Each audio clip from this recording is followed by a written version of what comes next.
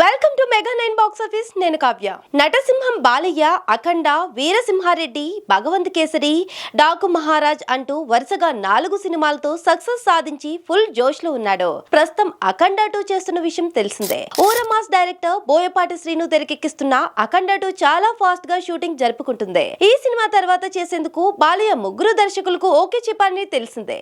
ఇంతకీ ఆ 3 దర్శకులు ఎవరు? నెక్స్ట్ మూవీ అనౌన్స్మెంట్ ఎప్పుడు? ప్రస్తుతం బాలయ్య నటిస్తున్న అఖండ 2 మూవీని పాన్ ఇండియా మూవీగా రిలీజ్ చేసేందుకు ప్లాన్ చేస్తున్నారు.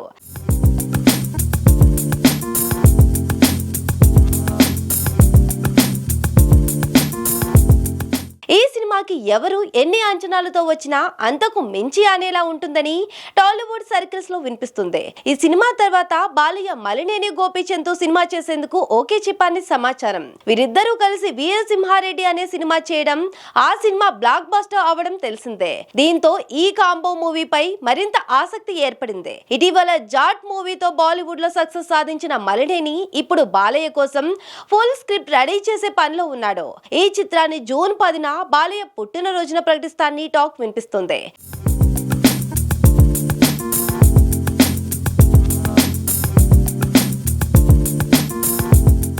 మలినేని గోపీచంద్ తో సినిమా తర్వాత బాలయ్య హరీష్ శంకర్ తో సినిమా చేయాలి అనుకుంటున్నాడని తెలిసిందే. ఆల్రెడీ హరీష్ శంకర్ బాలయ్యకు కథ చెప్పడం, ఆ కథ ఓకే అవడం కూడా జరిగింది.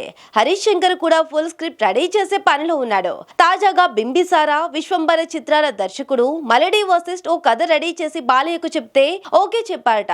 ఓవైపు విశ్వంబర వర్క్ చేస్తూనే మరోవైపు బాలయ్య కోసం రాసిన కథపై వర్క్ చేస్తున్నాడని ప్రచారం జరుగుతుంది. మొత్తానికి బాలయ్య ఈ 3 దర్శకులతో సినిమాలు చేసేందుకు ఓకే చెప్పారని సమాచారం.